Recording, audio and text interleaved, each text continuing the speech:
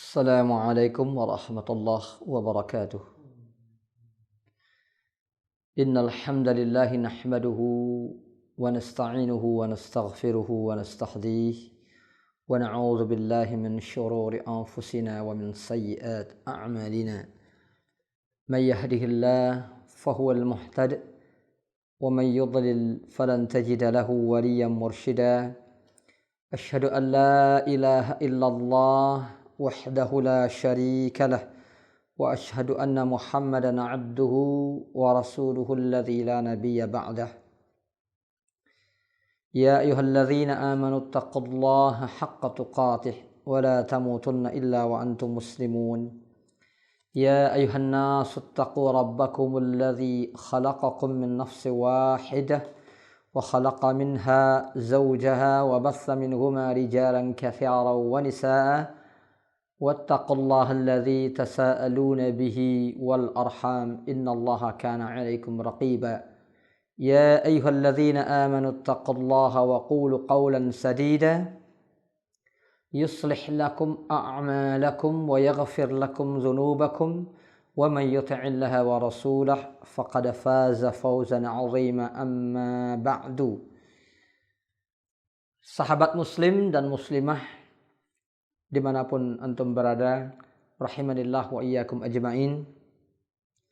Mudah-mudahan Allah subhanahu wa ta'ala senantiasa melimpahkan taufik, rahmat dan inayahnya kepada kita sekalian, terutama di dalam upaya kita untuk selalu bertahan di atas kebenaran, selalu bertahan di atas apa yang diperintahkan oleh Allah subhanahu wa ta'ala dan Rasulnya di dalam kitab Allah dan sunnah Nabi sallallahu alaihi wasallam, di dalam mempertahankan iman dan Islam pada setiap situasi dan kondisi yang melingkari kita. Walillahil hamdu wal minnah. Pada pertemuan pagi hari ini insyaallah taala kita akan membahas kaidah yang ke-13.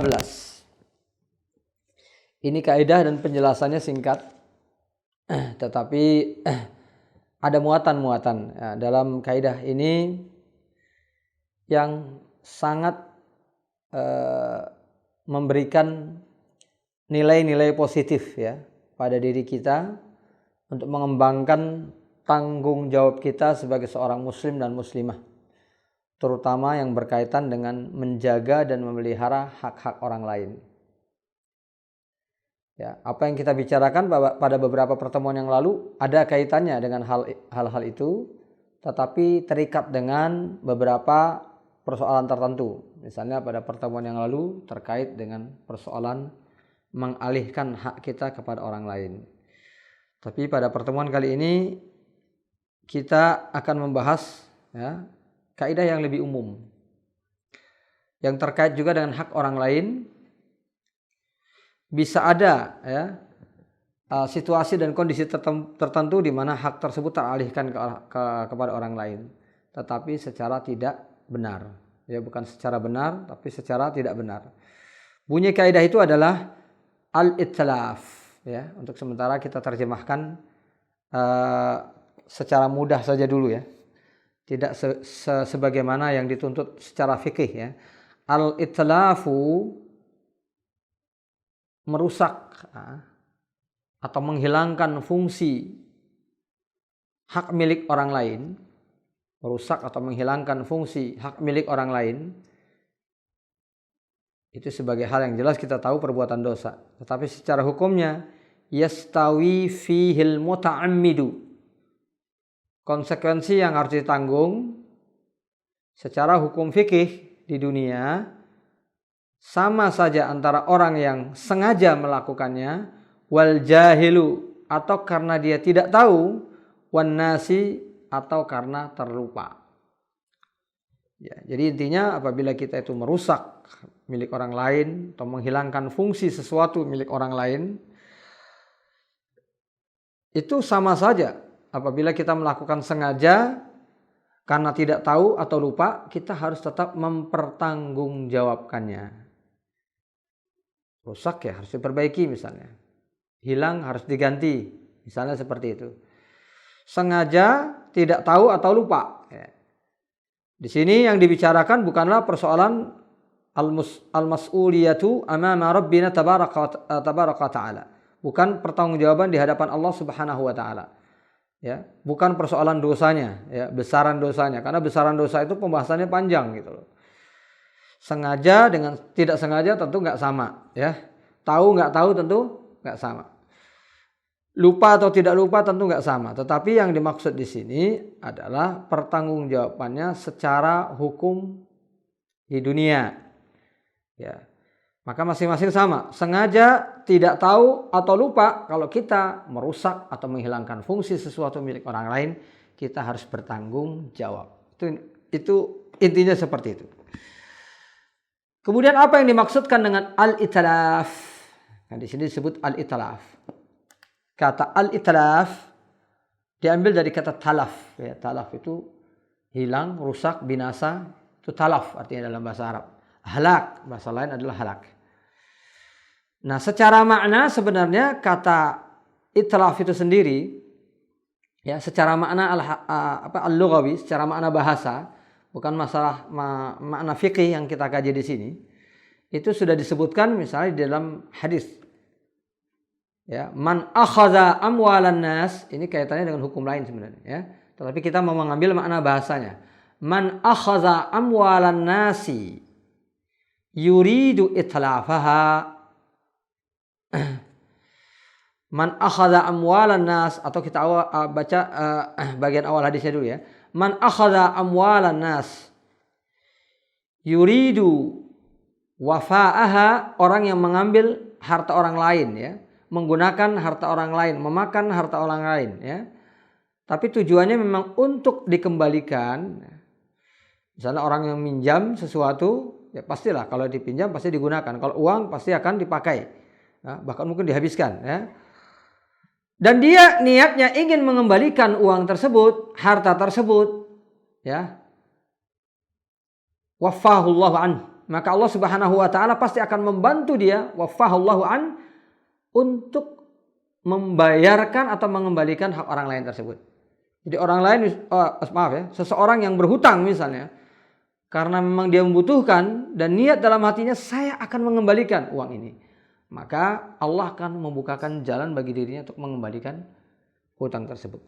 Waman akhadha amwalan nas yuridu itlafaha, siapapun yang mengambil harta orang lain tapi tujuan hatinya adalah itlaf, di sini artinya afnaha bi israf, tujuannya hanya untuk menghabiskannya, ya, secara berlebihan, dengan cara yang berlebihan, dengan cara yang tidak wajar, tidak normal, atalafahallah, maka Allah pasti juga akan menghancurkan, membinasakan, ya, akan menghabiskan seluruh yang dia miliki.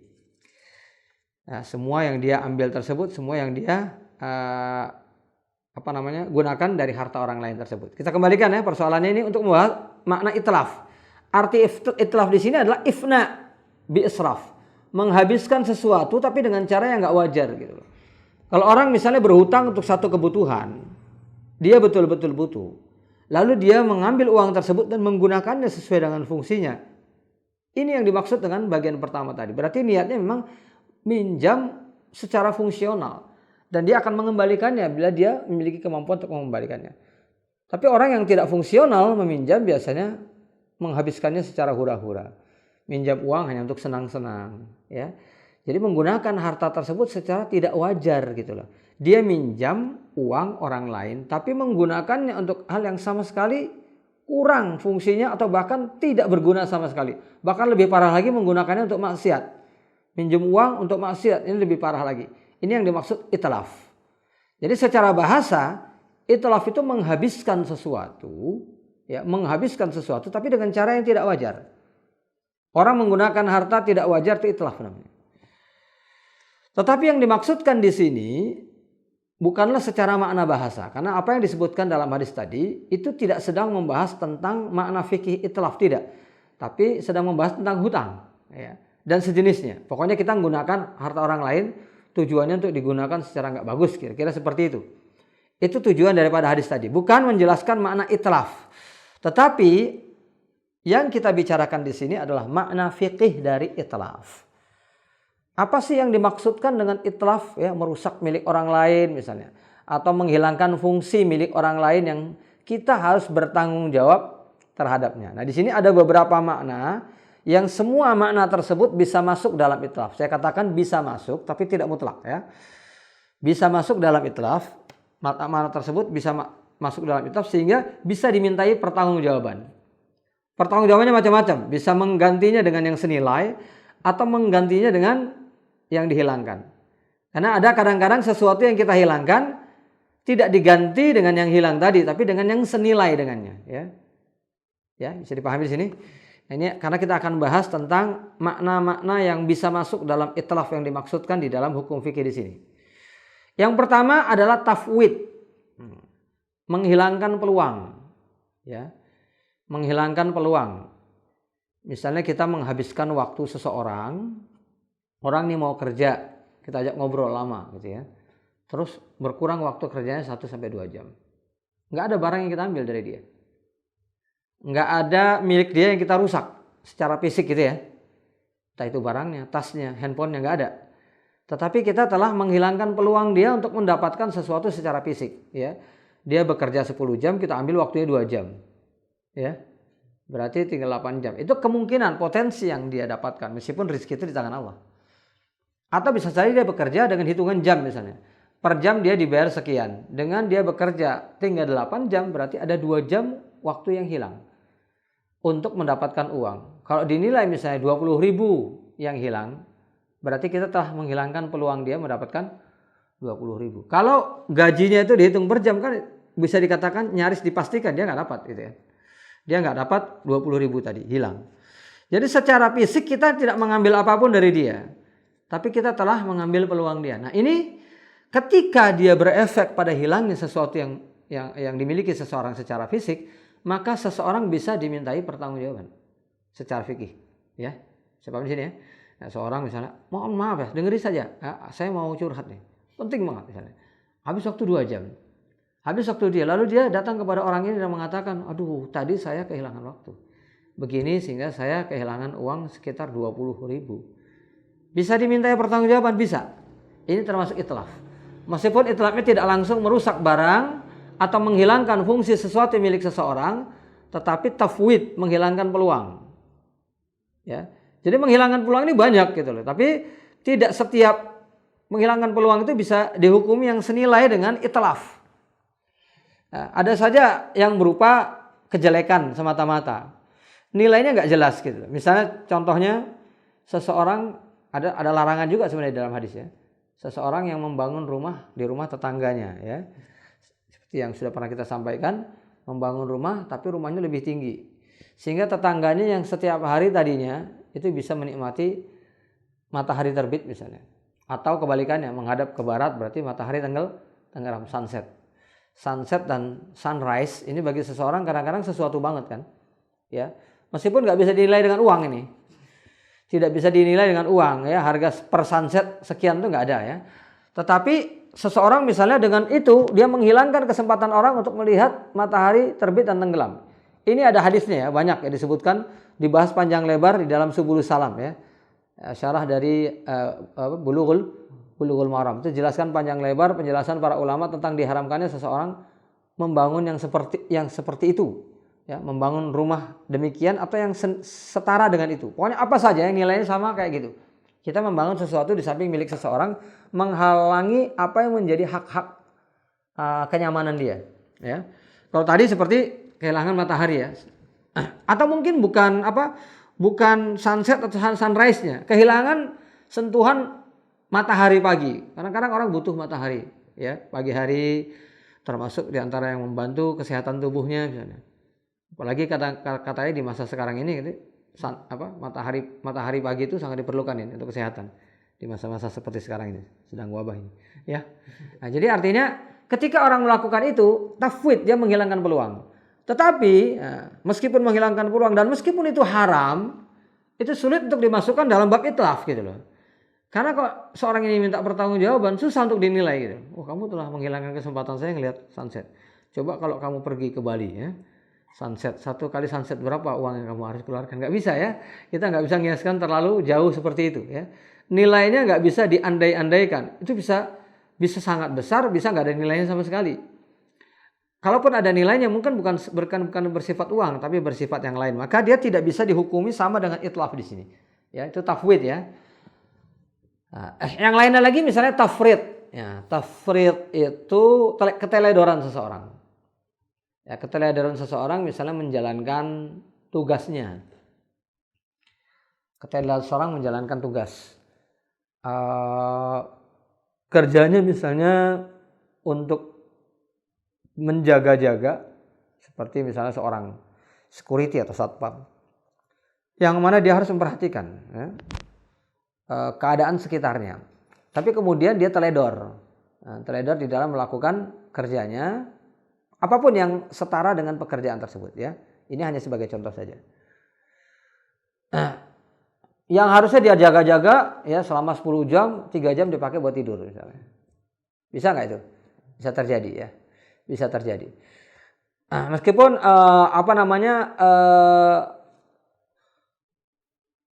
kesepakatan yang ada antara pihak yang menggunakan security tadi dengan security tadi, kita nggak tahu ya. Bisa saja ada misalnya kesepakatan misalnya ya, yang penting dijaga gitu ya, mau tidur nggak apa-apa ya. Untuk sesuatu yang tidak esensial misalnya, dia menjaga di situ sekedar sebagai formalitas, kan ada ya. Dia satpam atau security tapi fungsinya hanya formalitas, jadi nggak dibutuhkan sama sekali untuk keamanan ya. Ada yang seperti itu ya. Jadi emang tempatnya sudah aman, tapi yang penting ada formalitasnya lah, ada satpamnya. Tapi ada kadang-kala yang membutuhkan memang keamanan ya. Bahkan di tempat-tempat yang tidak dibutuhkan keamanan pun suatu saat bisa terjadi hal-hal yang membutuhkan adanya keamanan, kan gitu ya. Nah, kita nggak berbicara tentang itu, tapi kita membicarakan tentang orang yang teledor dalam kerjanya. Seharusnya jaga, dia tidur. Apakah ini bisa dimasukkan dengan itlaf? Bisa ya. Ketika misalnya tugasnya itu sangat fungsional, memang dia betul-betul harus jaga. Kemudian saat dia tidur selama 3 jam terjadi pencurian. Bukan dia yang melakukan, orang lain. Terjadi pencurian. Ya. Apakah dia bisa dimintai pertanggungjawaban? Bisa.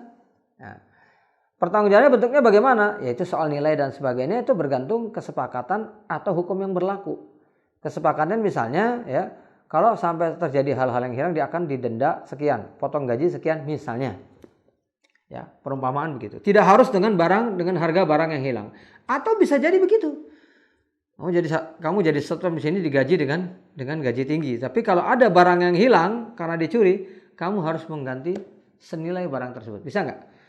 Ada kesepakatan begitu? Bisa ya. Misalnya dia menjadi satpam di tempat pekerjaan yang memang betul-betul yang dijaga itu adalah barang-barang berharga gitu. Barang yang sangat berharga, gajinya besar. Tentunya orang nggak mau digaji kecil kalau dia harus bertanggung jawab atas sesuatu yang hilang. Ya. Tukang parkir misalnya, ya, sampai dia harus mengganti mobil yang hilang. Nggak akan ada orang yang mau jadi tukang parkir, betul ya? Ya, kalau tanggung jawabnya sebesar itu. Antara yang dia dapatkan per hari dengan mengganti mobilnya itu nggak berimbang. Tapi seandainya berimbang, kamu digaji besar, tapi tanggung jawab juga besar. Jadi ini yang namanya apa? Tafrid. Dia tidak secara sengaja menghilangkan, bahkan dia sama sekali tidak melakukan hal apapun yang membuat benda itu hilang gitu loh. Yang melakukan murni adalah orang yang mencuri barang tersebut. Tetapi dia telah melakukan keteledoran dalam pekerjaan. Yang pekerjaannya itu adalah menjaga keamanan. Salah satu bentuknya adalah menjaga jangan sampai barang tersebut dicuri. Ini tafrid ya. Kemudian ta'addi ya, at-ta'addi ya. At-ta'addi ini adalah melampaui batas atau berlebihan dalam menggunakan sesuatu. At-ta'addi ya. Nah, meskipun misalnya tidak sampai menyebabkan sesuatu itu rusak ya. Seseorang udah diberikan hak, ini kamu saya pinjamin barang saya gitu ya. Tapi barang tersebut digunakan secara berlebihan. Kalau binatang misalnya, dipakai siang malam gitu, lupa dikasih makan, kira-kira begitu ya. Dipinjemin sepeda motor, dibawa keliling kota, gitu ya. Kebut-kebutan, kira-kira seperti itu, namanya ta'addi. Dia telah menggunakan sesuatu secara halal, bahkan dengan izin orang yang memberikannya. Tetapi dalam penggunaannya dia telah melebihi batas kewajaran. Kalau orang dipinjemin sesuatu, kemudian dia memakai secara wajar, lalu sesuatu itu rusak, ya, itu persoalannya akan lebih adem, lebih dingin gitu ya. Bisa nggak dia dimintai pertanggungjawaban? Itu nanti pembahasan itu kepada jahil dan nasi tadi ya.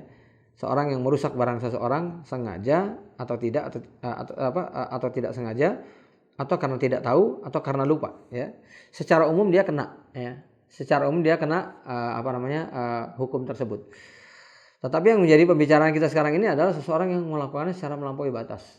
Ya, secara melampaui batas, maka hukumnya tentunya masuk di dalam perkara ini.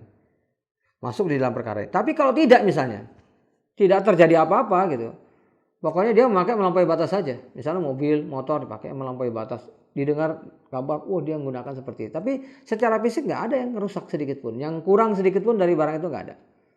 Tetapi kalau dinilai berdasarkan ilmu mekanis, ya, ilmu mekanis itu kan ada apa yang disebut dengan usia, ya, usia usia kenormalan, ya. Usia kenormalan fungsi elemen, ya, fungsi spare part, usia kenormalan, bukan harus rusak ya, usia kenormalan. Misalnya secara normal ini kalau dipakai begini dia akan bertahan selama 5 tahun gitu ya. 5 tahun sampai fungsinya menjadi tidak normal atau mungkin bahkan bisa rusak gitu ya. Nah, kalau orang menggunakan itu secara berlebihan, maka otomatis usia daripada sesuatu tersebut akan berkurang ya. Usia kebertahanan kenormalan dari spare part benda tersebut akan berkurang. Ini pandangan sudut pandang fikih, ikhwas sekalian fillah. Makanya saya sering mengatakan ketika kita membahas masalah fikih itu kita harus memiliki kejelian di dalam memahami realitas. Ya, jadi pertanggungjawaban itu kan sifatnya berat dan masalahnya besar ya.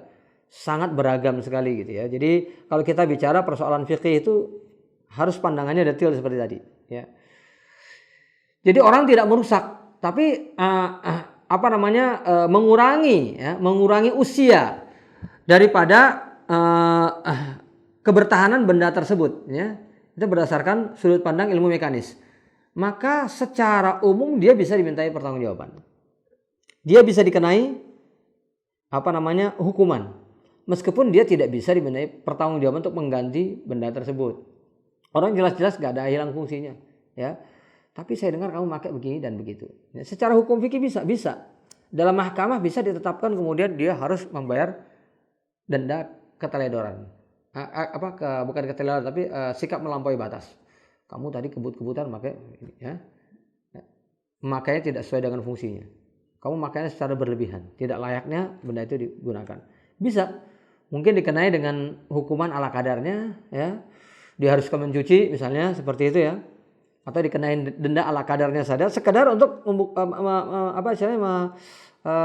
mengganti atau melakukan semacam pertanggungjawaban atas apa yang telah dia lakukan. Ya, kita kembali kepada pembahasan ya. Ini beberapa kalimat ya. Beberapa kalimat atau kata, dalam bahasa kita kata artinya ya, yang maknanya itu bisa masuk dalam itlaf. Ya, kita belum bahas loh ini itlaf ya. Ini baru sesuatu yang bisa masuk dalam kata itlaf. Itu ada tafwid, ada tafrid ya. Ada ta'addi tadi. Kemudian ada yang lain misalnya seperti ifsad ya. Ifsad ini dalam bahasa Arab artinya merusak. Tapi yang sifatnya bisa fisik, bisa maknawi ya. Itu ifsad. Tapi kalau takhrib itu merusak secara fisik. Jadi itlaf itu bisa lebih luas maknanya daripada ifsad ya.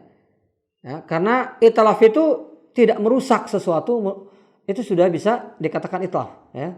Seperti saya sebutkan tadi ya, contohnya seperti yang saya sebutkan tadi, tafwid dan lain sebagainya itu tidak ada pengerusakan secara fisik di situ, tapi tidak ada sesuatu yang dirusak di situ, tapi itu masuk dalam itlaf, tapi tidak masuk dalam ifsad.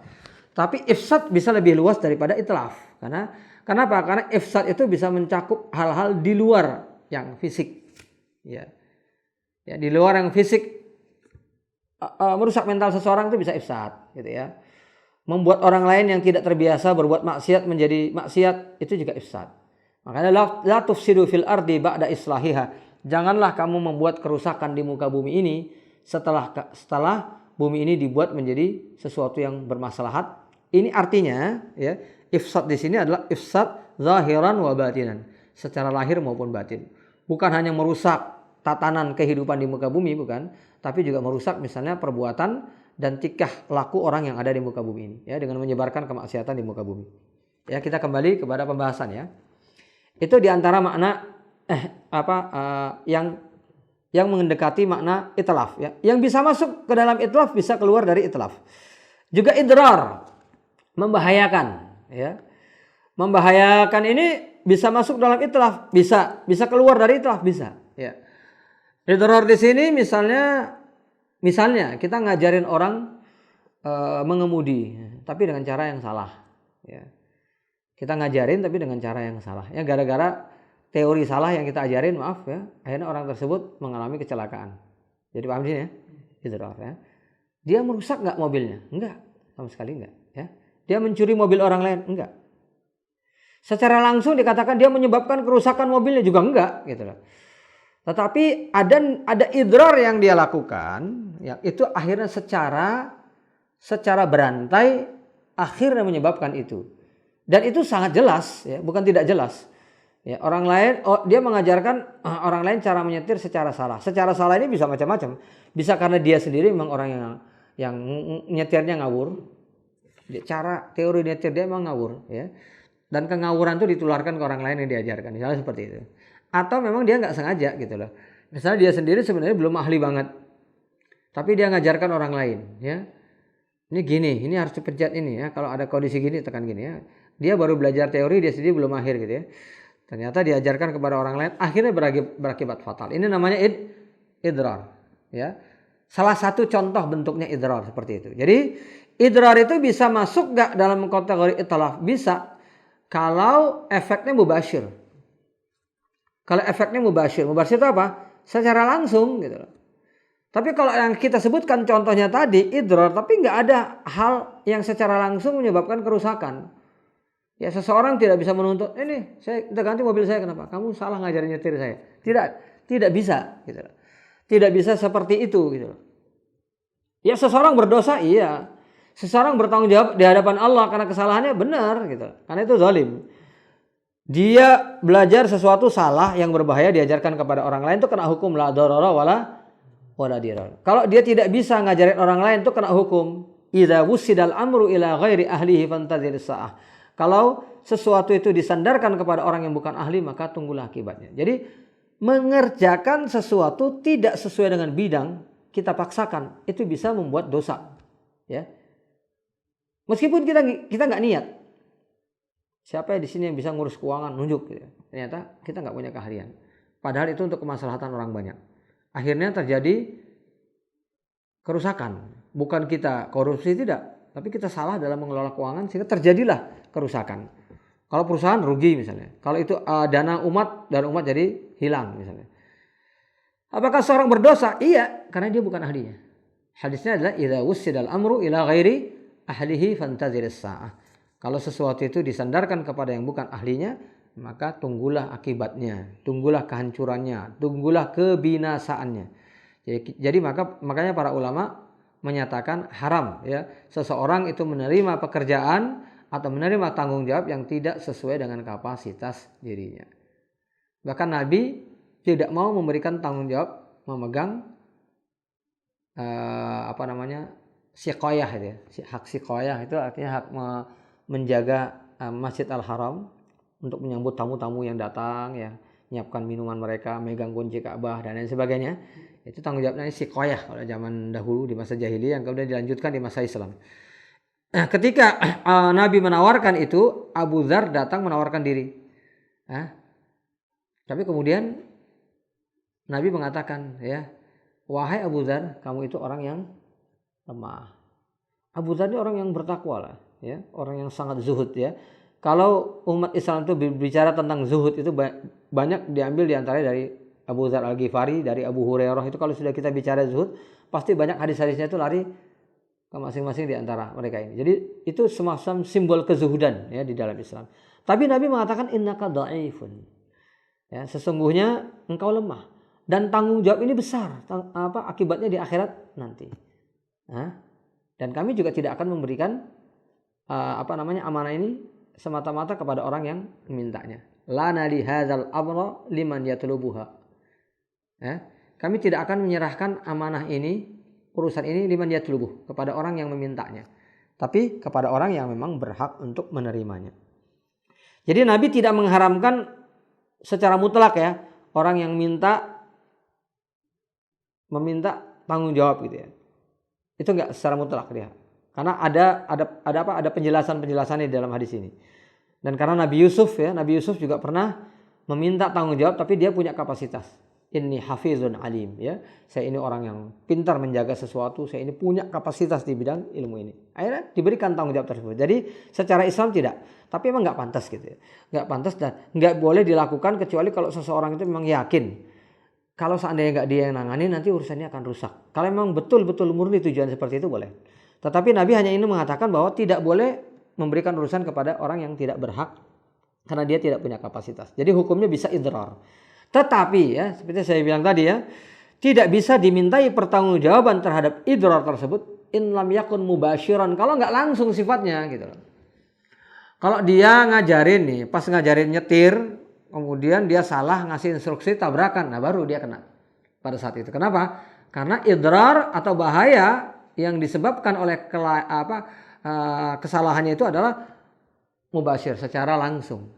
Tapi kalau sifatnya itu musalsal, seperti tadi berantai, itu nanti semua orang bisa kena tanggung jawab sesuatu yang tidak dia inikan, dia lakukan gitu ya. Misalnya orang salah bikin bumbu, misalnya jual, kemudian orang menjual bumbu itu salah pada makanan yang salah, akhirnya jualannya nggak laku, ya, akhirnya bangkrut. Wah, kalau seperti itu, ya, itu semua orang bisa dimintai pertanggungjawaban atas kamu salah bikin bumbu rendang, itu bukan bumbu rendang, ya.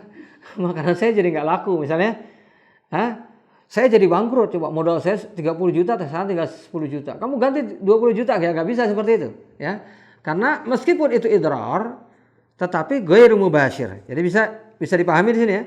Itu makna-makna yang bisa masuk dalam itlaf. Nah, sekarang kita membahas tentang itlaf itu sendiri, ya. Kita bacakan dulu ya apa yang disampaikan oleh Syekh, nanti akan kita jelaskan tentang itlaf itu sendiri. Tadi kita baru menjelaskan tentang kata-kata dalam bahasa Arab yang semuanya itu bisa masuk dalam itlaf yang harus dipertanggungjawaban dan bisa enggak gitu. Tapi intinya sama. Setiap kali kita merusak milik orang lain atau merusak fungsinya, itu nanti akan dimintai pertanggungjawaban. Jadi makanya itlaf secara fikih, kita terjemahkan adalah dengan merusak sesuatu, menghilangkan sesuatu, atau merusak ya, yang disebut dengan nau'iyatahu al-haqiqah. Ya. Menghilangkan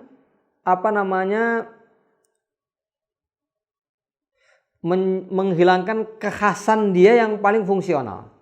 Ya, nanti akan kita jelaskan apa maksudnya. Nau'iyatuhu al-khasiyah. Jadi menghilangkan sesuatu, ya, merusak sesuatu misalnya, atau merusak kekhasan dia yang paling fungsional, yang dengan itu dia dihargai gitu loh.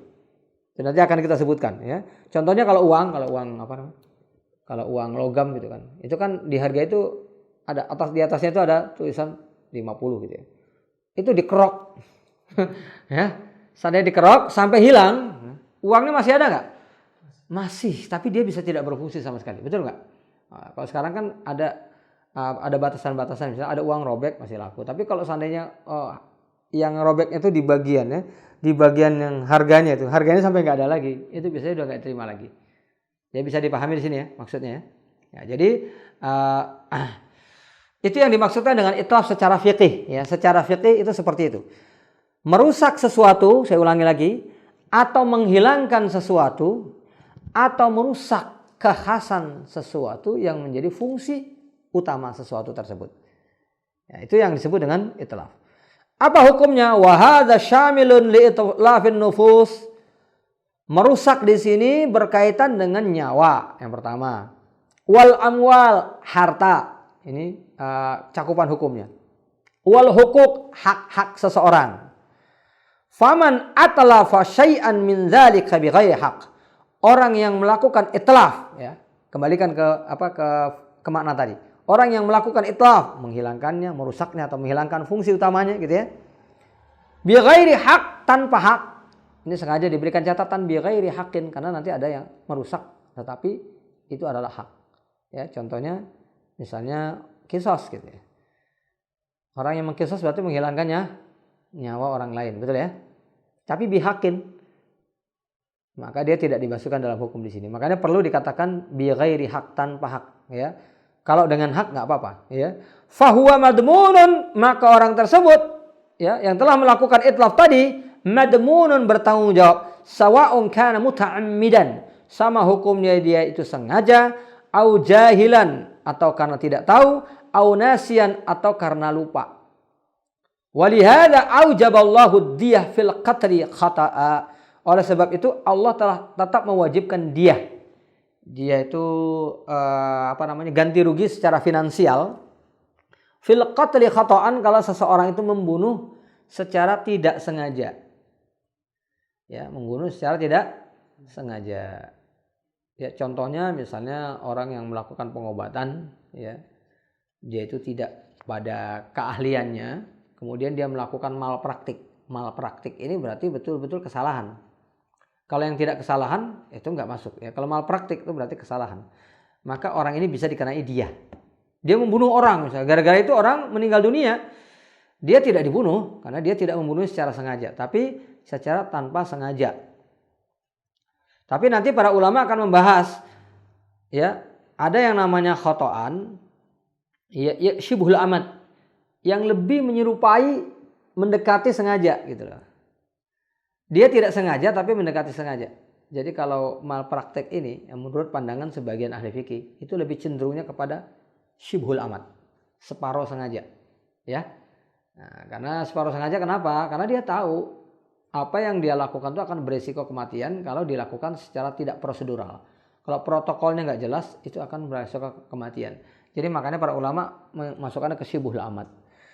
Nah, syibhul amad ini para ulama berbeda pendapat lagi. Apakah baginya wajib membayar dia, apa harus diganti dengan nyawa? Nyawa dengan nyawa atau tidak? Ya, ini masih ada perbedaan pendapat. Kita nggak membahas persoalan tersebut ya, karena ini panjang sekali kalau kita bahas. Khilaful ulama di dalam dengan dalil-dalilnya panjang, jadi tidak saya bahas. Ya, itu nanti pembahasannya pada syibhul pada al-qatlu ya, pembahasan tentang bab al-qatl, membunuh seorang mukmin. Ya, antara sengaja nggak sengaja dengan separuh sengaja. Separuh sengaja yang lain misalnya apa lagi? Misalnya orang yang misalnya mau ngambil buah ini, ngelempar buah, ya, dengan batu kecil, cis, gitu ya, nggak kena. Akhirnya batu itu mencelat ke tempat yang jauh, kena mata seseorang. Akhirnya menyebabkan seorang itu dioperasi dan kemudian meninggal dunia. Maka ini dikatakan qatlul khata', membunuh secara tidak sengaja. Kenapa? Karena yang dilakukan itu sama sekali tidak ada fungsi membunuh. Dia cuma melempar buah. Dan benda sekecil itu nggak membunuh. Tapi ternyata bisa membunuh seseorang, itu khata'. Tapi orang misalnya melempar buah pakai batu gede gitu ya. Ya nggak, sama sekali ini tidak layak untuk melempar buah. Mungkin karena dia ngelempar nggak jatuh-jatuh juga buahnya. Akhirnya dia ambil batu besar dilempar, kena kepala seseorang kemudian meninggal. Maka ini yang disebut dengan syibhul amad. Dia membunuh nggak sengaja tapi separuh sengaja. Karena apa yang dilakukannya tersebut itu betul-betul berbahaya bagi orang lain. Ya, meskipun dia sama sekali tidak menunjukkan batu itu kepada seseorang. Ini namanya syibhul amad. Nanti soal hukumnya sekali lagi itu dibahas di kitab-kitab fikih terkait dengan membunuh seorang mukmin. Nah, kita sekarang bicara secara lebih umum dulu ya. Kenapa Allah mewajibkan dia ya? Kenapa Allah mewajibkan seseorang itu tetap membayar ganti rugi meskipun dia membunuh secara betul-betul nggak sengaja? Ya, dia bukan diganti dengan qisas ya, tapi diganti dengan ganti rugi. Ya karena memang itu antara sengaja, nggak sengaja, lupa, itu tetap sama-sama ada konsekuensi hukumnya. Wa innamal farqu, yang membedakan bainal amid wa ghairihi, antara yang sengaja dengan enggak, min jihatil ismi, hanya dalam soal dosa. Wa uqubatid dunya wal akhirah wa adamiha, atau hukuman misalnya. Bagi orang yang sengaja dengan tidak, bisa jadi nanti di dunia itu berbeda jenis hukumannya. Demikian juga di akhirat nggak akan sama orang yang sengaja dengan nggak sengaja gitu loh. Tetapi tetap pertanggungjawaban dia tetap sama, tetap ada gitu ya. Wa kadzalika man atlafa mala ghairihi bimubasyarah au sababin fahuwa dhamin. Seseorang yang merusak harta orang lain secara langsung atau secara tidak langsung, dia tetap bertanggung jawab. Jadi kita kembali ya kepada bahasan di sini ya.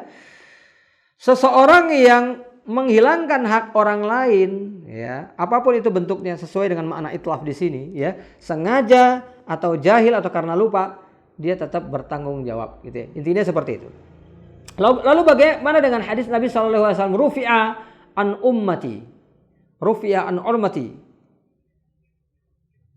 al khata'u wan nisyan wa mastukrihu alaih. Bahwa di dalam Islam sebagaimana disebutkan di dalam sebuah hadis ya, itu diangkat hukum dari seorang mukmin kalau dia melakukan sesuatu itu tidak sengaja atau karena lupa atau karena dipaksa ya. Nggak sengaja, lupa atau dipaksa, ini seseorang nggak kena hukum. Apa yang dimaksudkan dengan hadis tersebut? Yang dimaksud di sini adalah pertanggungjawaban di hadapan Allah Subhanahu wa taala. Jadi kita ulangi ya pembahasannya supaya lebih jelas.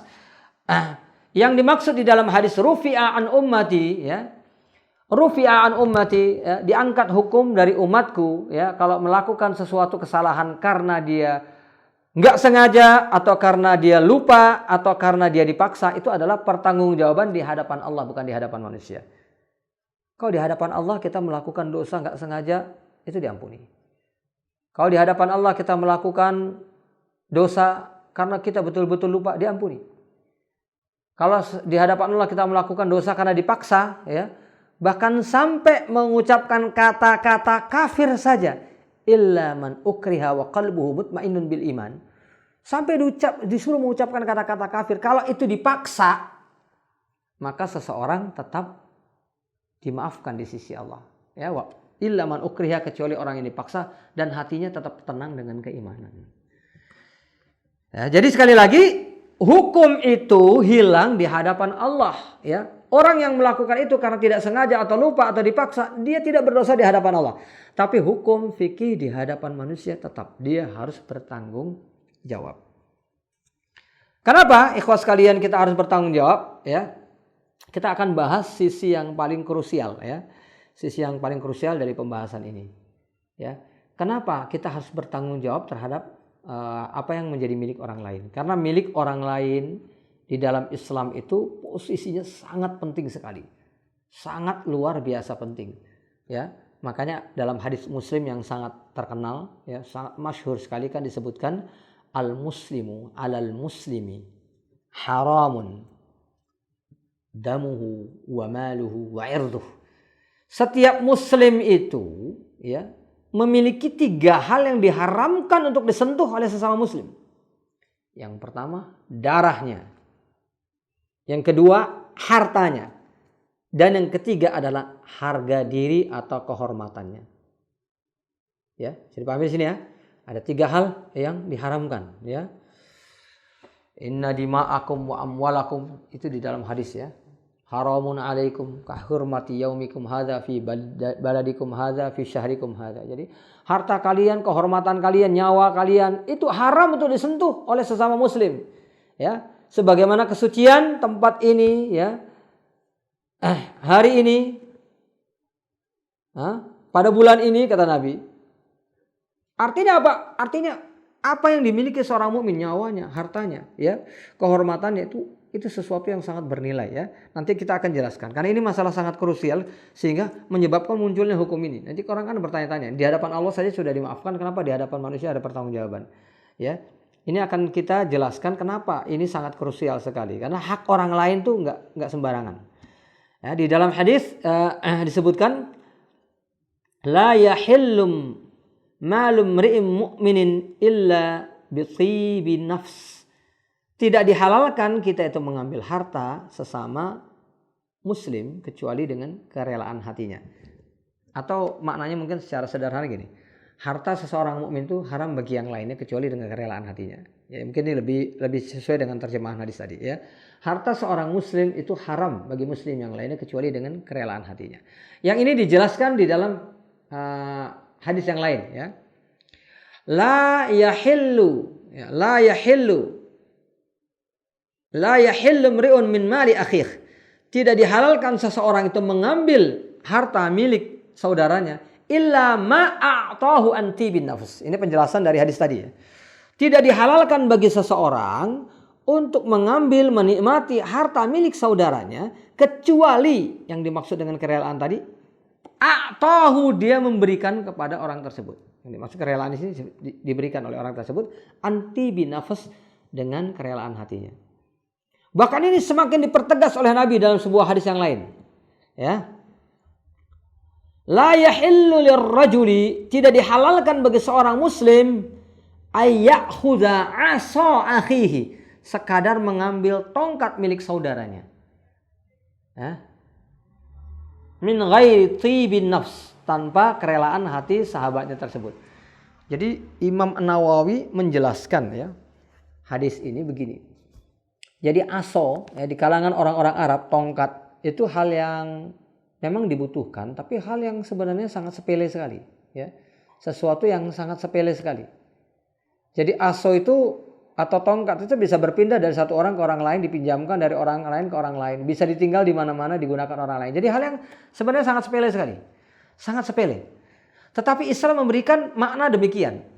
Seseorang yang mengambil tongkat saudaranya, kita jangan bayangkan tongkat itu seperti di zaman kita gitu ya. Ya di zaman kita karena kita nggak biasa pakai tongkat, atau setongkat itu kalau ada itu biasanya sesuatu yang menjadi cenderamata gitu ya. Kita beli sebagai cenderamata. Biasanya dibuat dari bahan yang bagus, harganya mahal ya. Tentu beda lah ya. Kalau pada waktu itu fungsional, tapi meskipun fungsional itu remeh. Karena tongkat bisa diambil, bisa dibuat dari apa saja ya. Ada di mana-mana gitu. Benda-benda yang nggak punya nilai spesifik lah. Tetapi dikatakan di dalam hadis ini itu diambil dari saudaranya tanpa kerelaan hatinya, itu tetap tidak diperbolehkan dalam Islam. Itu irt ya, artinya bukan irt, mal, harta milik saudara. Demikian juga yang lainnya seperti kehormatan ya,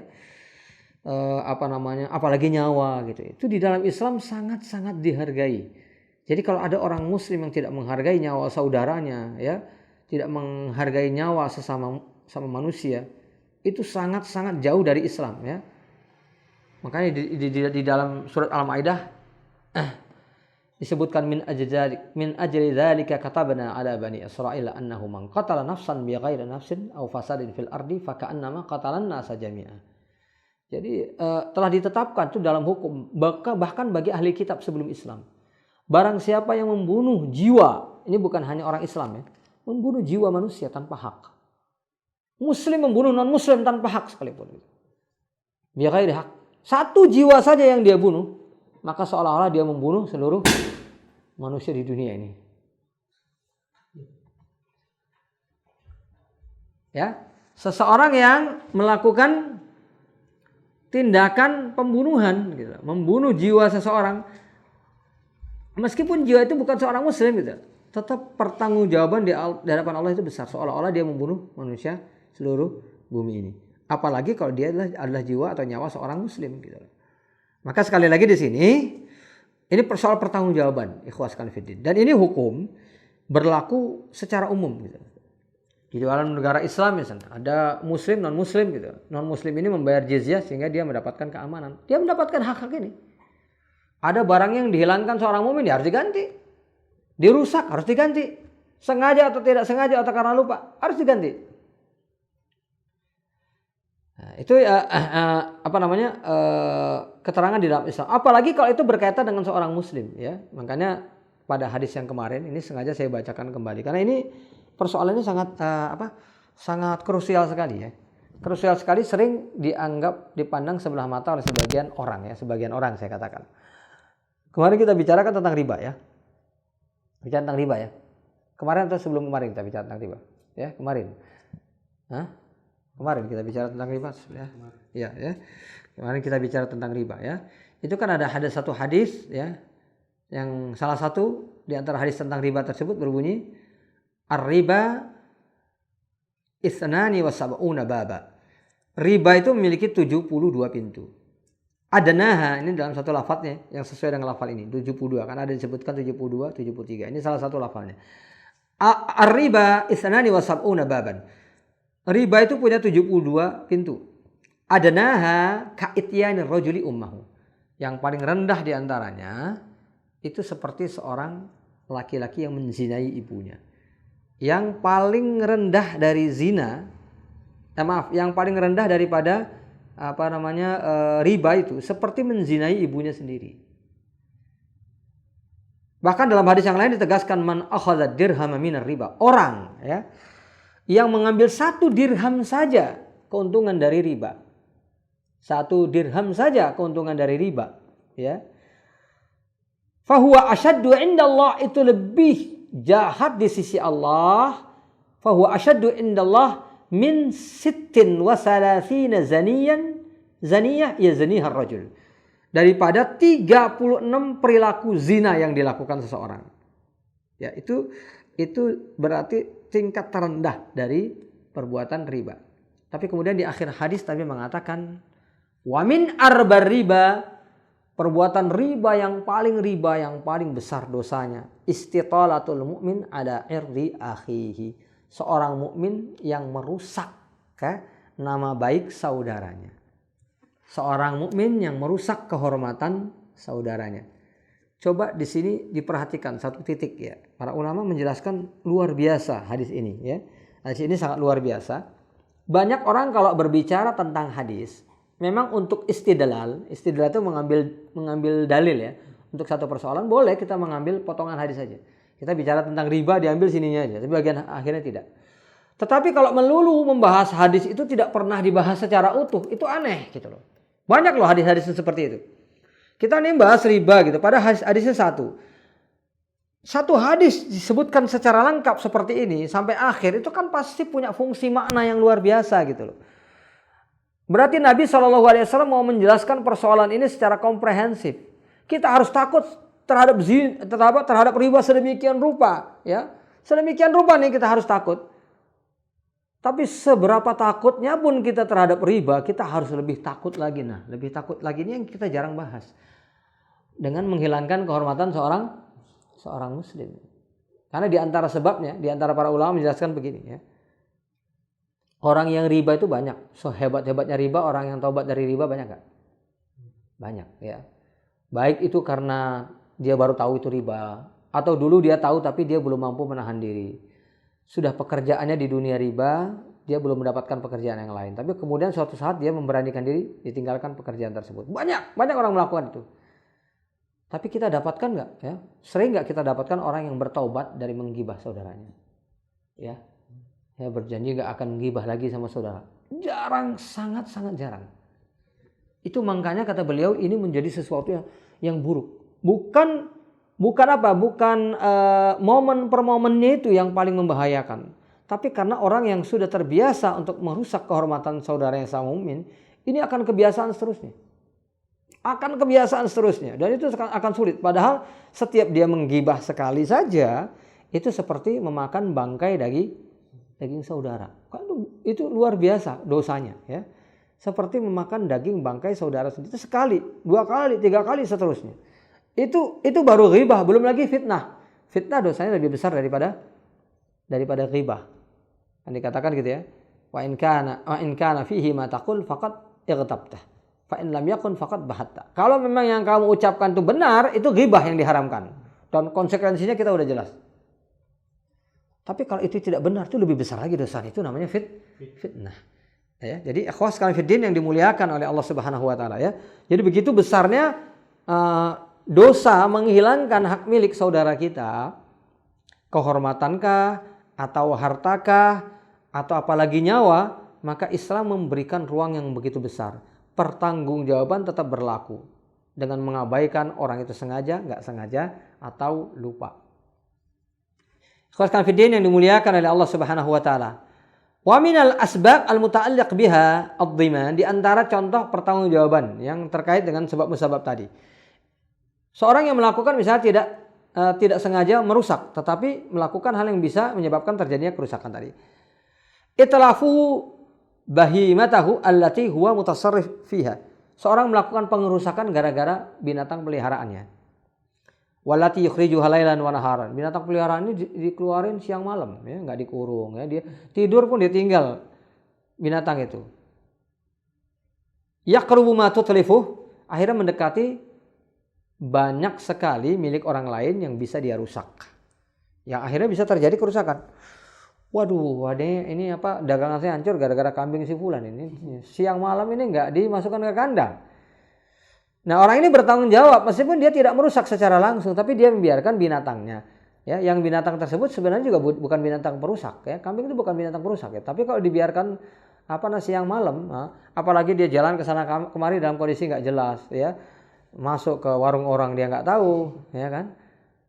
Ya, jadi artinya terjadilah kerusakan tadi, maka orang ini bertanggung jawab. Atau yutliqu hayawanahul ma'ruf bis-saul, atau justru melepaskan hewan yang udah jelas hewan itu berangasan, ya, tahu berangasan, ya. Angasan itu artinya emang apa? Kalau manusia itu hiperaktif, ya.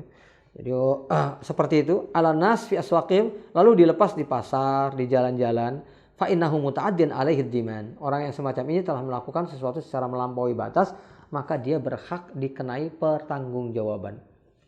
Nah, jadi kalau terjadi kerusakan, ini binatang punya siapa? Tanya yang punya. Oh, ternyata binatang itu sudah betul-betul diikat sama dia, ya. Sudah benar-benar dijaga sama dia.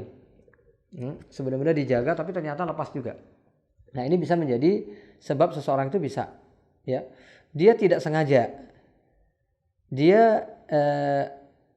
tidak sengaja melakukan, dia bisa kena hukum orang yang merusak secara tidak sengaja. Tetapi persoalannya, ada persoalannya, dia telah melakukan antisipasi secara optimal dengan mengurung kendaraannya, ya. Tapi bisa saja suatu saat terjadi, ya, entah itu gempa, entah itu apa saja gitu, ya, yang menyebabkan tiba-tiba rusak dan kendaraannya keluar dan akhirnya merusak milik orang lain. Maka dia tidak dikenai muta'ammid di sini. Li'annahu fa'ala fi'la al-khirz, karena dia telah melakukan perbuatan yang betul-betul menjaga dirinya. Nah, tetapi orang yang seperti ini kena. Kenapa? Karena dia meskipun dia nggak sengaja, tapi dia tidak melakukan antisipasi agar ketidaksengajaannya itu tidak menyebabkan orang lain mengalami kerusakan. Bisa dipahami di sini, ya? Jadi kalau seandainya orang itu sudah melakukan upayanya secara baik, tapi kemudian terjadi juga, ini seperti seorang dokter yang melakukan tugasnya dengan baik, ternyata dia gagal menyelamatkan nyawa pasien. Bisa nggak dimintai pertanggungjawaban? Tidak bisa, karena dia sudah menjalani tugasnya. Itu nanti pembahasannya sebenarnya pada kaidah berikut, tapi sengaja kita singgung di sini. Ya, orang yang sudah berada dalam kapasitasnya itu tidak bisa disebut, oh, bukankah dalam Islam tidak sengaja itu dikenai? Iya, tidak sengaja dikenai, tetapi ada tetapinya. Orang yang belum melakukan penjagaan, orang yang memang bukan haknya misalnya, dan seterusnya. Tapi kalau seandainya orang sudah merupakan haknya, dan selain itu juga sudah melakukan antisipasi sebisa mungkin, sudah berlaku secara profesional. Kalau yang seperti ini dimintai pertanggungjawaban semua, ini berbahaya gitu loh. Orang nggak ada yang mau bekerja di mana-mana, karena semua pekerjaan itu mengandung resiko. Ya, orang yang seahli apapun itu masih bisa melakukan tingkat kesalahan meskipun 0,0% misalnya, kemungkinan itu terjadi. Tapi bila itu terjadi, seseorang harus bertanggung jawab juga, berarti ada ketidakadilan dalam hukum, ya. Jadi kita kembali kepada persoalan. Wa mimma yadkhulu fihi hadza, termasuk di antaranya qatlus shaidi amdan aw khata'an fi haqqil muhrim. Seorang yang sedang berihram itu kan nggak boleh melakukan perburuan. Jadi bukan nggak boleh makan binatang atau nyembelih binatang, ya, seperti yang dipahamin sebagian orang, itu salah. Menyembelih binatang boleh. Kalau binatang yang tidak boleh itu adalah binatang yang sifatnya, ya, hayawanun wahsyiyun makulun lahmu. Hewan liar yang biasa dimakan dagingnya. Hewan liar itu bukan hewan peliharaan yang hidup di dunia bebas. Itu yang kita tangkap, kita sembelih, itu yang nggak boleh. Tapi kalau ada orang jual kambing, kita beli, kita sembelih, boleh. Ini tidak termasuk yang dilarang dalam ihram, ya. Jadi itu perlu dipahami, karena yang dimaksudkan di sini adalah qatlus shaid, hewan buruan. Nah, hewan buruan ini nggak boleh. Lalu bagaimana kalau seandainya seseorang itu melakukannya? Dia akan dikenai hukuman membayar senilai dengan binatang yang dia inikan, ya, untuk disembelih lagi, itu sebagai tanggung jawaban dia. Lalu bagaimana kalau seseorang melakukannya secara tidak sengaja? Ini jumhur ulama termasuk imam yang 4, ya, imam fikih mazhab yang 4 itu mengatakan bahwa sengaja atau tidak sengaja sama. Meskipun firman Allah bunyinya wa man qatalahu minkum muta'ammidan fajaza mislu ma qatala minan na'am. Orang yang membunuh dengan sengaja, maksudnya membunuh buruan ya dengan sengaja, maka dia akan dikenai hukuman ya senilai dengan binatang yang dia buru tadi. Tetapi umumnya para ulama mengatakan muta'ammidan di sini bukan illah, bukan illatu al-jaza. Jadi gini ya, ada sesuatu yang disebutkan di dalam dalil, tapi dia tidak termasuk alasan. Ya, ini perhatikan, ini penting banget ya. Jadi misalnya begini, kita ngomong sama orang lain ya, ada orang lain kehujanan depan rumah kita gitu. Ayo masuk di sini. Saudara kita, teman kita misalnya, apalagi udah lama nggak ketemu. Silakan lagi, masuk, jangan hujan-hujanan di luar. Kata-kata mari masuk, jangan hujan-hujanan di luar. Itu bukan berarti dia hanya boleh diperbolehkan masuk kalau ada hujan. Ya kan? Iya. Tapi hanya karena kondisi pada waktu itu hujan. Jadi adanya hujan di sini bukan merupakan illah al-hukam.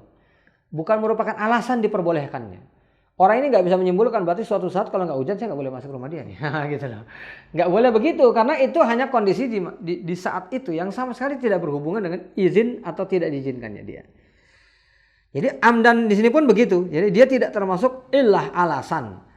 Seseorang itu dikenai hukuman pada waktu ihram untuk membayar binatang yang dia buru tersebut. Jadi dia harus membayar binatang yang diburu tersebut dalam arti setelah dia melakukan ihram nanti dia harus menyembelih hewan yang sama. Ya, hewan yang senilai dengan hewan yang dia buru tadi. Ya, kemudian disedekahkan. Jadi ikhwaskan fiddin yang dimuliakan oleh Allah Subhanahu wa taala. Jadi amdan di sini bukanlah illatul hukmi, itu menurut umumnya ulama. Tapi sebagian di antara ulama mengatakan ini illatul hukm.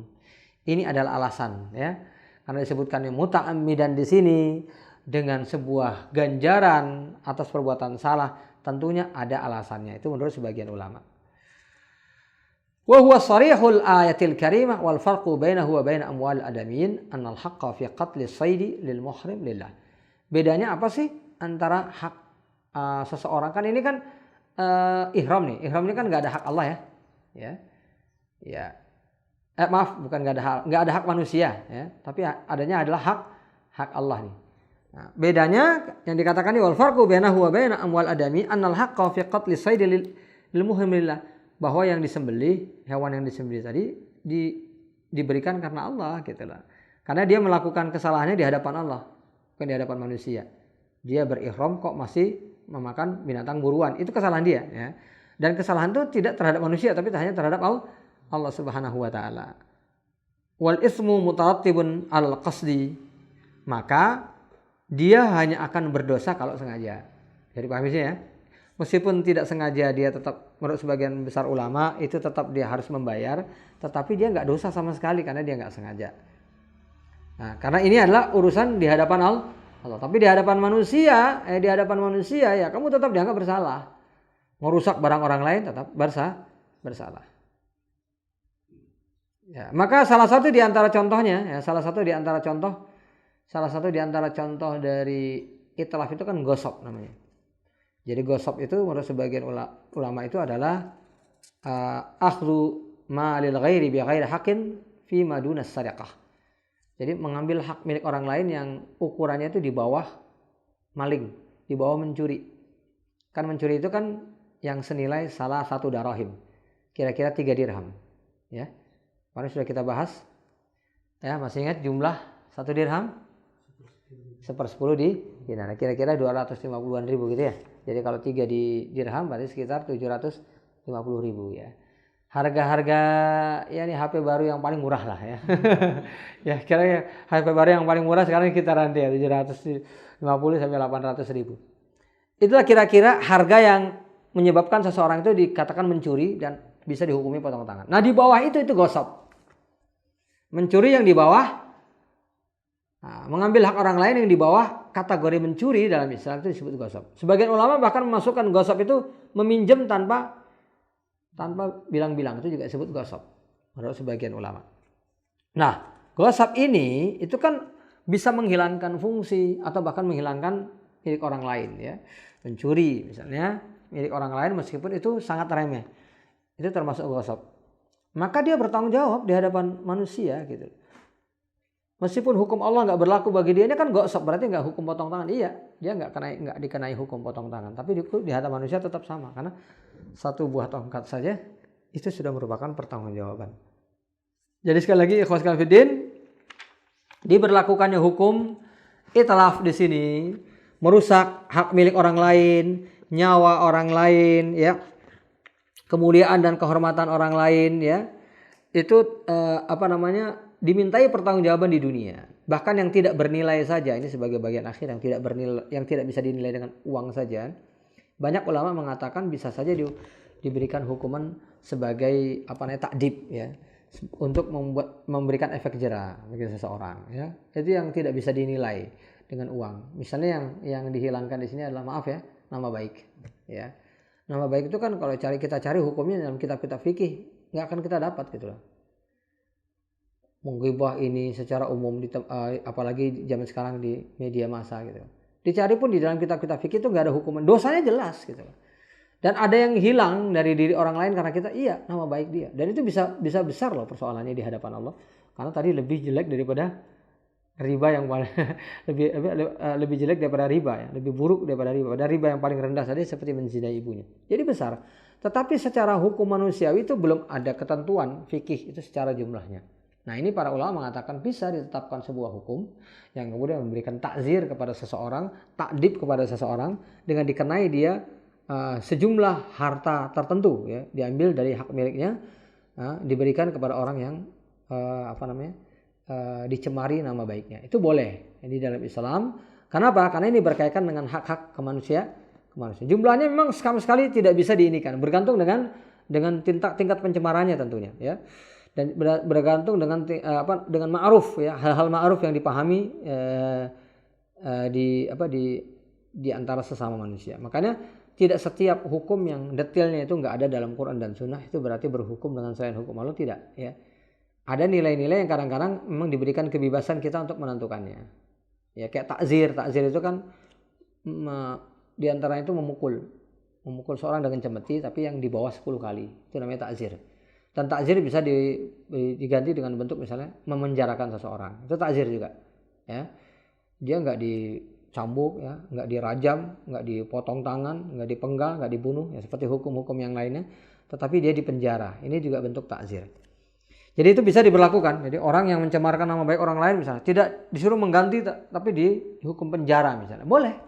Secara hukum Islam boleh, karena ada pertanggungjawaban yang besar terhadap kemuliaan seorang mukmin, meskipun di dalam kitab-kitab fikih tidak dihargai dengan nilai tertentu. Wallahul muwaffiq. Assalamualaikum warahmatullahi wabarakatuh.